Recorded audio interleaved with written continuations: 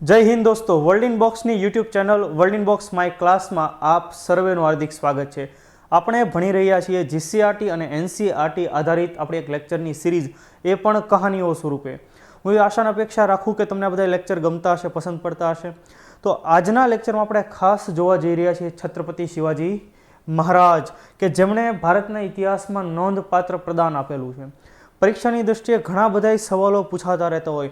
એમણે કરેલા યુદ્ધોમાંથી સવાલ પૂછાય, શિવાજીનું એક અષ્ટપ્રધાન મંડળ હતું એમાંથી સવાલ પૂછાય, મેઇન્સમાં પણ સવાલ પૂછાયેલા છે, જીપીએસસી મેઇન્સમાં પણ સવાલ પૂછાયેલા છે. તો આ બધી બાબતો આપણે ખાસ આ લેક્ચરમાં જોવી છે. તો શરૂઆત કરીએ એમના જન્મથી, કે શિવાજીનો જન્મ 19 ફેબ્રુઆરી 1630ના રોજ શિવનેરીના કિલ્લામાં થયેલો. આ શિવનેરીનો કિલ્લો ક્યાં આવેલો છે? તો કે મહારાષ્ટ્રમાં પુણે નજીક શિવનેરીનો કિલ્લો આવેલો છે. માતાનું નામ જીજાબાઈ. આપણે હાલરડું પણ સાંભળ્યું હોય છે કે શિવાજીને નિંદ્રું ના આવે, માતા જીજાબાઈ ઝુલાવે. તો શિવાજીના માતાનું નામ જીજાબાઈ અને પિતાનું નામ હતું શાહજી ભોંસલે. એમના ગુરુ ખાસ આપણે યાદ રાખી લે, આધ્યાત્મિક ગુરુ હતા રામદાસ, અને એમના રાજકીય ગુરુ દાદા કોંડદેવ. રાજકીય ગુરુ જેને રાજનીતિના પાઠો શીખવા, જેણે શિવાજીને યુદ્ધની કળાઓ શીખવી. તો આ એમના બે ગુરુઓ. અવારનવાર પરીક્ષાની અંદર આ પણ સવાલ પૂછાતો રહેતો હોય છે. હવે આપણે એની કારકિર્દી પણ જોઈ લઈએ. 12 વર્ષની વયે તેમને પૂનાના જાગીરદાર બનાવવામાં આવે છે. એટલે તમે વિચારો, ભારતનો નકશો, આ ભારતનો નકશો હોય તો મરાઠા સામ્રાજ્યની શરૂઆત અહીંયા કંઈકથી થાય છે.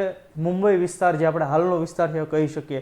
અને ધીરે ધીરે આ મરાઠા સામ્રાજ્ય ભારતના ઘણા બધા પ્રાંતો ઉપર સ્થાપિત થયેલું. આપણે સમયાંતરે જેમ જેમ ઇતિહાસ ભણતા જશું એમ આગળ પાણીપતનું ત્રીજું યુદ્ધ પણ જોવાનું થશે, બરાબર? ત્યારે પણ આપણે થોડીક ડિટેલમાં ચર્ચા કરીશું.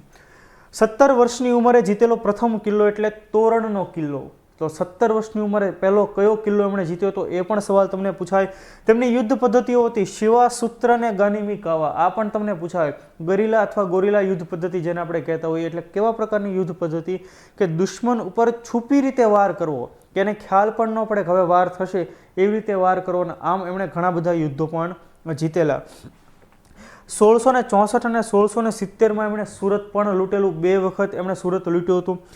ઈસવીસન 1674માં રાયગઢના કિલ્લામાં શિવાજીનો રાજ્યાભિષેક થયો, અને એ સાથે એમણે નામ ધારણ કર્યું છત્રપતિ. અને ત્યારથી કયા નામે ઓળખાણા? છત્રપતિ શિવાજી. તો એ પણ આપણે યાદ રાખવું છે કે એમનો રાજ્યાભિષેક ક્યાં થયો હતો? તો કે રાયગઢના કિલ્લામાં એમનો રાજ્યાભિષેક થયો હતો. ત્યાર પછી જે મેઇન્સમાં સવાલ પૂછાયેલો, એ આ સવાલ પૂછાયેલો કે એમની કર વ્યવસ્થા સરદેશમુખી અને ચોથ, એટલે કે શિવાજી મહારાજ દ્વારા વિકસાવવામાં આવેલી જીએસટી સિસ્ટમ, બીજું કાંઈ નહીં. તો સરદેશમુખી કોને કહેવાય અને ચોથ કોને કહેવાય?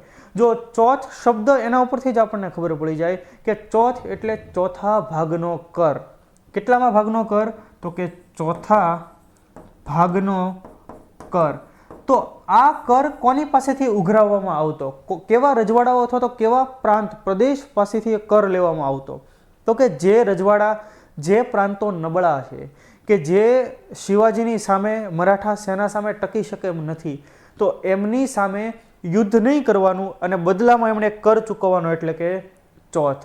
આવકનો ચોથો ભાગ ચૂકવવાનો, એટલે આ કરને ચોથ કહેવામાં આવે. કઈ રીતે આપણે ઉદાહરણ દ્વારા સમજી લઈએ કે ફોર એક્ઝામ્પલ તમે વિચારો, ગુજરાતનો કોઈ નાનો એવો પ્રાંત, કોઈ પણ તમે પ્રાંત જોઈ લો, કે આ વિસ્તાર ડાયરેક્ટ મરાઠા અંડરમાં નથી, તો એમની સામે યુદ્ધ ન કરે મરાઠા સેના, એટલા માટે એમણે કયો કર ચૂકવવાનો? ચોથ ચૂકવવાનો. બીજો એક છે સરદેશમુખી. તો સરદેશમુખી એ કર કોની પાસેથી લેવામાં આવતો? તો કે મરાઠા સામ્રાજ્ય જેટલા હતા એની પાસેથી સરદેશમુખી લેવામાં આવતો.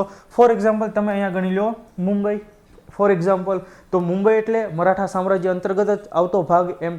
તો ત્યાંના લોકો પાસેથી સુરક્ષાના કારણોસર વગેરે જે કર લેવામાં આવતો હતો સરદેશમુખી. અને એ કેટલા ટકા હતો? તો કે આવકનો 10મો ભાગ હતો. તો આ બે શિવાજીની જીએસટી સિસ્ટમ હતી, એટલે કે કર વ્યવસ્થાઓ હતી. મેઇન્સમાં પણ આ સવાલ પૂછાયેલો છે. ત્યાર પછી આપણે જોઈએ શિવાજીનું અષ્ટપ્રધાન મંડળ. જેમ અત્યારે આપણે કેબિનેટ મંત્રીઓ જોતા હોઈએ છીએ, એ પ્રકારની મંત્રી સિસ્ટમ પણ એ સમયે જોવા મળતી હતી શિવાજી, જેને આપણે શિવાજીનું અષ્ટપ્રધાન મંડળ કહીએ છીએ. તો આ પદ પણ પૂછાય કે અમાત્ય તરીકે કોને ઓળખવામાં આવે છે, વગેરે સવાલો તમને પૂછાય. તો પહેલું પદ છે પેશવા, જેને પ્રધાનમંત્રી તરીકે ઓળખવામાં આવે છે. આગળ જતાં આપણે પેશવાઓ વિશે પણ માહિતી મેળવશું, એમાંથી પણ સવાલો પૂછાશે. પેશવા એટલે પ્રધાનમંત્રી. અત્યારે કોણ છે નામ કહેવાની જરૂર જ નથી. ત્યાર પછી સરીએ નોબત એટલે કે સંરક્ષણ મંત્રી, ડિફેન્સ મિનિસ્ટર, કોણ છે અત્યારે તો કે રાજનાથ સિંહ. ત્યાર પછી અમાત્ય એટલે કે નાણામંત્રી, તો હાલમાં આપણા નાણામંત્રી નિર્મલા સીતારમણજી. ત્યાર પછી વાક્યાનાવિશ એટલે ગુપ્તચર વ્યવસ્થાપક કે જે ખુફિયા જાણકારી લઈ આવે, એટલે તમે રો અથવા આઈબીના ચીફને ધ્યાને લઈ શકો. ત્યાર પછી ચીટનીશ એટલે રાજપત્ર વાચક, રાજાનો કોઈ ફરમાનો છે, રાજાનો કોઈ આદેશ છે એ વાંચનાર એને આપણે કહીએ રાજપત્ર વાચક, એટલે કોણ? ચીટનીશ. ત્યાર પછી સુમત અથવા સુમંત પણ તમને જોવા મળે, તો એ એટલે વિદેશ મંત્રી. એના અત્યારે ભારતના કોણ છે ભાઈ અત્યારે સુમંત? તો કે એસ જયશંકર, એનું નામ લેવા એમ જ નથી, બરાબર. ત્યારબાદ પંડિતરાવ એટલે કે ધાર્મિક કાર્યના સલાહકાર, અને ત્યાર પછી ન્યાયાધીશ એટલે કે ચીફ જસ્ટિસ, તો એ સમય છે ન્યાયના જાણકાર હતા. તો આ હતું શિવાજીનું અષ્ટપ્રધાન મંડળ. તમને કોઈ પણ એમાંથી સવાલ પૂછાય કે શિવાજીના અષ્ટપ્રધાન મંડળમાં અમાત્ય તરીકેનું પદ એ કયું પદ હતું? તો કે નાણામંત્રીનું પદ હતું.